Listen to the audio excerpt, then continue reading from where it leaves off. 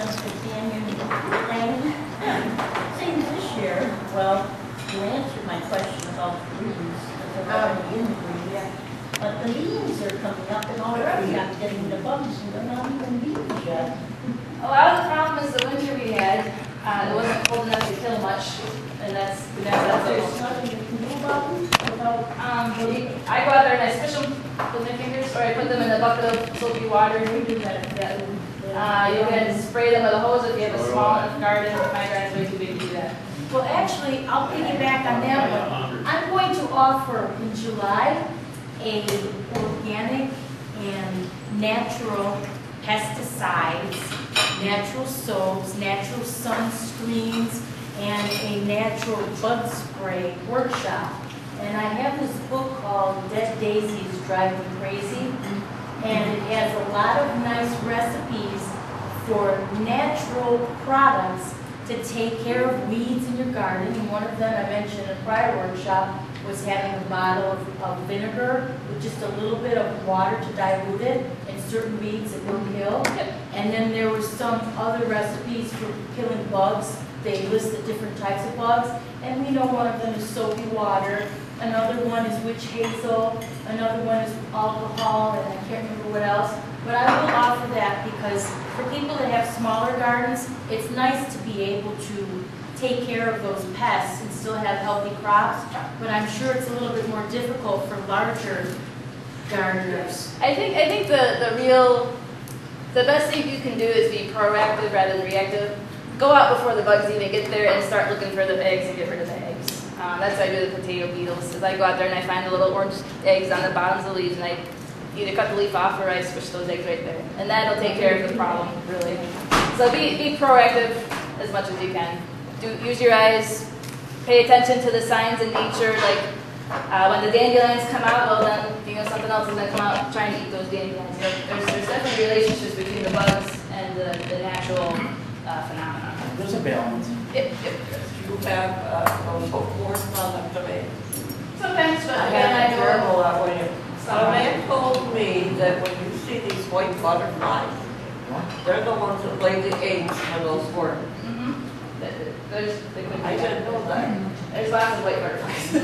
They're hard to find. There's cabbage moths, which are sometimes yellow, sometimes whitish, and that's what you look for when you're on your broccoli cauliflower plants. You go and look for their eggs. A lot of people use BT for that. That's the natural sort of insecticide. Chrysanthemum, I don't know the names, I don't use them much, but there's natural things you can use. Like I said, I just try to be proactive and try to catch it before it has to be a problem. And a lot of crop rotation is something that really helps. If you can. Well, some of them are only like this. Yeah, well, I was surprised when I saw them. yeah. If you can move your crops around, if you can plant your potatoes in one place this year and then plant them as far away next year, those potato bugs are going to have a harder time getting to your potatoes. But a lot of it's a lot of combined factors. It's the winter that we had, which didn't kill anything. It's the really warm temperatures we've had this spring that have been very conducive to insect populations. What about the honey? They seem fine. I don't know. I see them all the time. Well, actually, they said they got some kind of disease. Yeah. Lots of farmers had a hard time cultivating the colors. What I do to actually attract honeybees is I plant something called buckwheat. It's a cover crop. It grows really fast. It's great for shade. It does a lot of things. It shades out weeds. It grows fast. You can till it back into the soil as a green manure. But it also has a great smell to it, and it attracts lots and lots of bees. And so that by getting that buckwheat, we also pollinate my crops that are next to it. And then it's buckwheat pancakes. That's the buckwheat.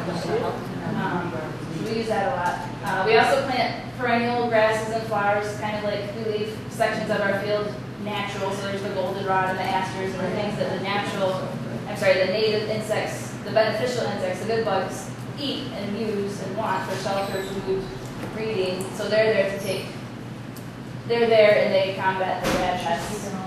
So there's a balance there. You're always going to have some bad bugs, but that's nature's way. That's what feeds the good bugs, So you need to have the bad bugs. You just got to help nature keep it balanced. the buckwheat probably keeps the bees healthy too.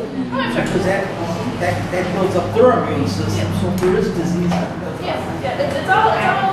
it's all woven together. It really is.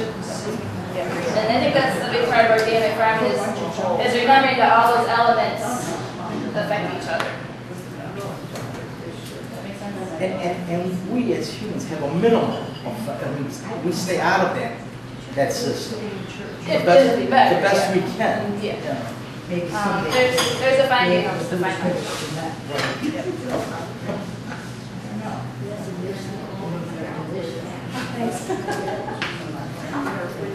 Any other questions? Figured something you want to look at. Do you have gardens?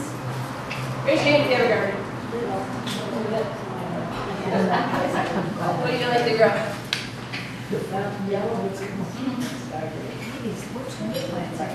Okay. What are you growing? Peppers, tomatoes. In the house, I can grow some herbs. Mint. But I keep everything in buckets, like I'm always telling you. I can bring them in and outside. Yeah, that's actually, for those of you who don't have gardens, I guess you probably live here in town and don't have much of a yard. You can do container gardening, that's a really easy thing to do. That's what I do. Even the 5-gallon buckets or anything you can find, you just drill some holes in the bottom of it. That's right. You can grow tomatoes, you can grow anything you want to do in a bucket, even pumpkins. But I have so many animals, rabbits, deer, fox, things in the yard. So I sometimes take them in at night. We have dogs. Oh, you have dogs? That takes care of our rodent population. Yeah, that will. We had a hawk that used to take care of the rodents. He must have found a mate or something. He's not in the tree anymore. I found a way to get rid of beetles. And it's the most humane way you could ever think of. You take a jar, you put Vaseline inside. Then you put beetle in the bottom. They die happy. Drown in alcohol, what a way to die. But that really works. Like Japanese beetles or? Any kind of beetles. You know, they want to go to their happy home. We give them the opportunity. But it's true. And ants will go in there. Some slugs will go in there if you cut like a tuna can. That's right. Yep. There's a lot of different things. And that's as about as organic as you can get. I've tried row covers, I've tried tunnels. I need a solid structure for the winter time. So what I do right now is I grow storage crops. I grow a lot of carrots and beets, potatoes, things that I can store in my cellar, in my garage, in my barn. So hopefully when I have the money to build one of those, high tunnel structures, I will do that. But at this point, I can't afford to. Yeah, just because where we are, we get so much wind. We have 32 acres. I don't know if you've ever gone on a snowmobile trail by the park in Cherry Creek, but that's us, and the wind just whips across those fields and knocks on it. Yeah, we do all right. Do you guys own any like machinery that you use, like tractor? That was our big step last year. We actually bought a tractor and a rototiller that we use behind the tractor. That's tractor mounted. And that has become a lifesaver. We used to hire somebody out to do that, but it costs a lot of money, and you can only come pick your time to set. It was a hard time adjustment. But now we can do it ourselves. This year we also bought a set of discs to pull behind the tractor, so between our tiller and our discs and our potato shovels, which are in that one picture, we're pretty well set for what we have to do. I would like to do next year or the year after, I'd like to buy a smaller tractor that will do cultivation, because right now we just do it all by hand. But that's a big investment that we have to save up for. Eventually we'll get there. You have children?